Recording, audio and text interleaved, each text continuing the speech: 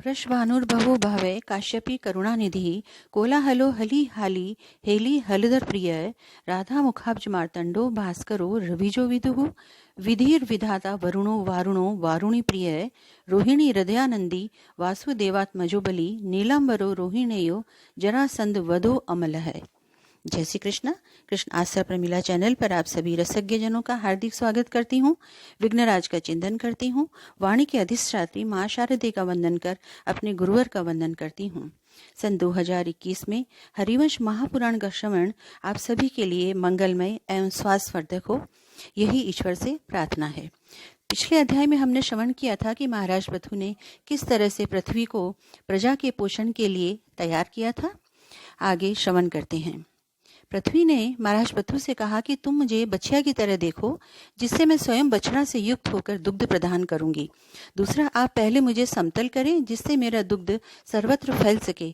अब तो पृथु ने अपने धनुष की कोटि से पृथ्वी की रक्षा के लिए हजारों सैकड़ों पर्वतों को पृथ्वी के अन्य अन्य भागों में ऊपर उठाया, जिससे पर्वत बढ़ गए।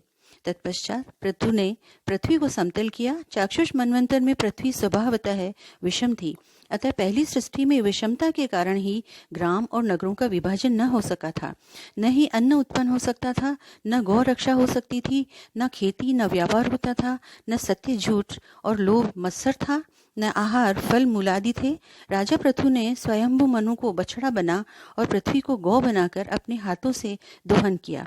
अर्थात इस मनवंतर में पृथु के प्रताप से सब प्रकार के धन्यादिकों की उत्पत्ति होने लगी। तब से आज तक उन्हीं अन्नों के द्वारा प्रजा का पोषण होता आ रहा है। ऋषियों ने भी वसुंधरा का दोहन किया था। ऋषियों के दोहन काल में सोम बछड़ा बने और अंगिरा पुत्र बृहस्पति दोहन करने वाले बने। वेद उनके पात्र थे, तप एवं निरंतर ब्रह्म रूप दुग्ध था। पुनः देवताओं ने भी इंद्र को आगे कर पृथ्वी का स्वर्ण पात्र में दोहन किया था। उस समय इंद्र बछड़ा और सूर्य दोहन करता थे और अमृत अथवा यज्ञ हवि रूप दुग्ध था, जिससे देवता जीवित हैं। तत्पश्चात पराक्रमी पितरों ने भी इस वसुधा का चांदी के पात्र में स्वधा रूप का दोहन किया था। उस समय प्रतापी यम बछड़ा बने थे एवं लोगों को नष्ट करने वाले काल दुग्धा थे। नागों ने भी तक्षक नाग को बछड़ा बना तुम्भी पात्र में विश्व रूप दुग्ध का दोहन किया। दोहन करने वाले सर्पों में श्रेष्ठ व पराक्रमी धृतराष्ट्र थे। बृहद शरीर वाले तीक्ष्ण विष युक्त सर्प उसी विष का आहार एवं व्यवहार करते हैं और वही उनका आश्रय व बल है। पुनः असुरों ने भी इस वसुधा को लोहे के पात्र में शत्रुनाशक माया रूप दुग्ध का दोहन किया। इसमें प्रहलाद पुत्र विरोचन बछड़ा तथा 2 मस्तक वाला महाबली मधु दुग्धा बना था। बुद्धिमान असुर उसी माया द्वारा व्यवहार कर जीवित हैं। पुनः इस वसुधा को यक्षों ने भी आम पात्र में अक्षय अंतर्धान रूप दुग्ध का दोहन किया था। उस समय पुण्यशाली यक्षों ने वैश्वण को बछड़ा और मणिवर के पिता रजतनाभ को दुग्धा बनाया। यक्षों के महातपस्वी एवं महातेजस्वी छोटे भाई के 3 मस्तक हैं।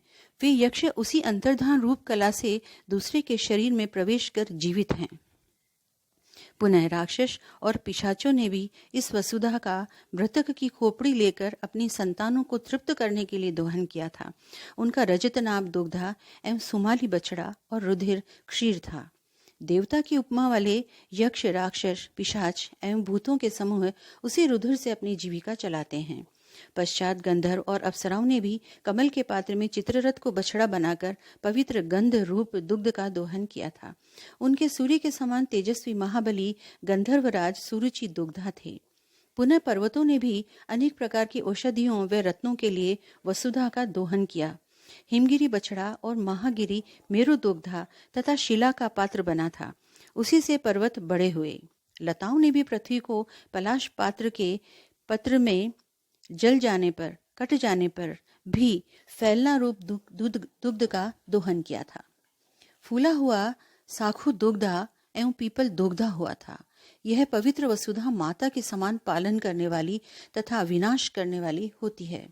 पहले यह पृथ्वी समुद्र पर्यंत थी और मधु कैटभ से व्याप्त थी, इसीलिए ब्रह्मवादी इसको मेदिनी देवी भी कहते हैं।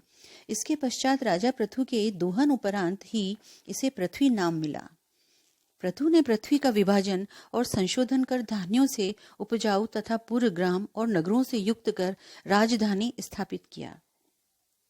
इस प्रकार प्रतापी एवं प्रभाव से युक्त राजा पृथु समस्त प्राणियों द्वारा वेद वेदांग के ज्ञाताओं श्रेष्ठ ब्राह्मणों द्वारा पृथ्वी प्राप्त करने के अभिलाषी राजाओं द्वारा विजय की कामना करने वाले योद्धाओं द्वारा सदैव ही वंदनीय है, आदरणीय है। जो योद्धा रणभूमि में प्रस्थान करते समय राजा पृथु का स्मरण वंदन करते हैं वे सदैव कीर्ति की पताका फैलाकर दिग्विजयी होते हैं। प्रत्येक वर्ग के लिए राजा पृथु वंदनीय है, नमस्करणीय है। अब आगे मनवंतरों का संक्षेप में वर्णन श्रवण करते हैं। स्वयंभू, सरोचिष, उत्तम, तामस, रैवत, चाक्षुष, वैवस्वत, सर्वणी, भौत्य एवं रोच्य ये 10 मनवंतर काल हैं जो सृष्टि और विसृष्टि को आगे बढ़ाने में अपना योगदान दे रहे हैं। वर्तमान में वैवस्वत मनवंतर काल चल रहा है। 4 मेरु सावर्णी मनु है, ब्रह्म सावर्णी, रुद्र सावर्णी, मेरु सावर्णी और दक्ष सावर्णी। ये पर्वतों पर तपस्या करके सिद्धि को प्राप्त हुए हैं, अतः इन्हें मेरु सावर्णी कहा जाता है।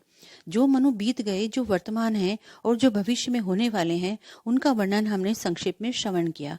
अब उनके पुत्र जो देवतागण और ऋषि हुए हैं उनका वर्णन श्रवण करते हैं। स्वयंभू मनवंतर में मरीचि, अत्रेयी, भगवान अंगिरा, पुलह, कृत्य, पुलस्त्य तथा वशिष्ठ ये 7 ब्रह्मा के मानस पुत्र हुए। अग्निद्र, अग्निबाहु, मेधा, मेधातिथि, वसु, ज्योतिष्मान, द्युतिमान, हव्य, सवन तथा पुत्र ये 10 महाबली पुत्र स्वयंभू मनु के हैं। ये प्रथम मनवंतर हुआ। वायु ने सरोचिष मनवंतर में वशिष्ठ के महाबली 7 पुत्रों को सप्तर्षि बताया जो इस प्रकार हैं: और्व, स्तंभ, काश्यप, प्राण, बृहस्पति, दत्त एवं निश्चयवन तथा तुषित नाम के देवता कहे गए हैं। महात्मा सरोचिष मनु के 10 महाबली, पराक्रमी तथा पृथ्वी पालक पुत्र हुए। हरविग्र, सुकृति, ज्योति, आप, मूर्ति, अयस्मय, प्रतिथ, नभस्य, नभ तथा ऊर्ज। यह दूसरा मनवंतर हुआ। अब तीसरा श्रवण करते हैं। जो वशिष्ठ के 7 पुत्र थे वे वशिष्ठ नाम से विख्यात हुए थे। प्रथम ब्रह्मा के अति तेजस्वी ऊर्ज नामक पुत्र थे।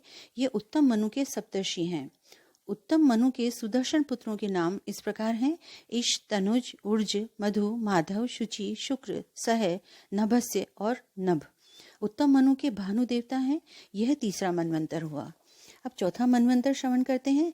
चौथे तामस मनु के काव्य, पृथु, अग्नि, जन्यु, धाता, कपिवान और अकपिवान ये अन्य सप्तर्षि हैं तथा इनके पुत्र हैं द्युति, तपस, सुतपा, तपोमूल, तपोधन, तपोरति, तन्वी, अकलमाश, धन्वी तथा परंतप। इनके सत्य नाम के देवता थे। रैवत मनु के वायु द्वारा कहे गए वेद बाहु, यदुग्र, मुनि, वेदगिरा, हिरण्यरोमा, पर्जन्य, सोमपुत्र, ऊर्ध्वबाहु तथा अत्रिपुत्र, सत्यनेत्र ये दूसरे सप्तर्षि हैं। रैवत मनवंतर के रजोगुण प्रकृति से शून्य, पारिपल्व तथा रैम्य नामक देवता कहे गए हैं। इनके पुत्रों के नाम युक्त, धृतिमान, अय्यव, तत्वदर्शी, निरुत्सुक, अरण्य, प्रकाश, निर्मोह, सत्यवाक और कवि ये 10 पुत्र रैवत मनु के हैं। यह 5वां मनवंतर हुआ। अब छठा मनवंतर श्रवण करते हैं। भृगु, नभ, विवस्वान, विरजा, सुदामा, अतिनामा तथा सहिष्णु ये चाक्षुष मनु के सप्तर्षि हैं। आद्य, प्रभुत, ऋभव, पृथक भाव तथा लेखा नाम के 5 देवतागण थे।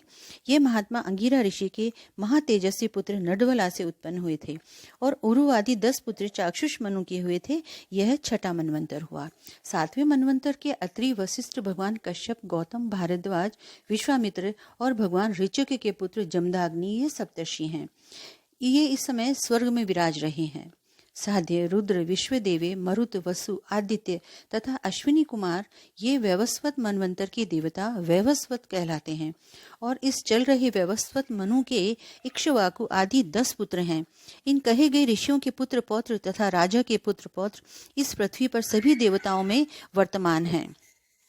पूर्व में कहे गए 49 मरुत देवता सब मनवंतरों के लोगों की व्यवस्था के लिए तथा लोगों की रक्षा के लिए होते हैं और मनवंतरों के बीत जाने पर 28 मरुदगण अपना कार्य पूर्ण कर ब्रह्मलोक को चले जाते हैं। उनके स्थान की पूर्ति अपनी तपस्या से दूसरे मरुदगण करते हैं। जो मनवंतर बीत गए हैं और जो भविष्य में आते हैं सभी मनवंतर में यही क्रम चलता रहता है। 7 बीते और 1 आने वाला अर्थात 8 मनवंतर हमने श्रवण किए। अब आने वाले 6 मनवंतर अगली वीडियो में श्रवण करते हैं। जय श्री कृष्णा। यदि आपको वीडियो पसंद आया हो तो लाइक शेयर और सब्सक्राइब अवश्य करें। जय श्री कृष्णा। धन्यवाद।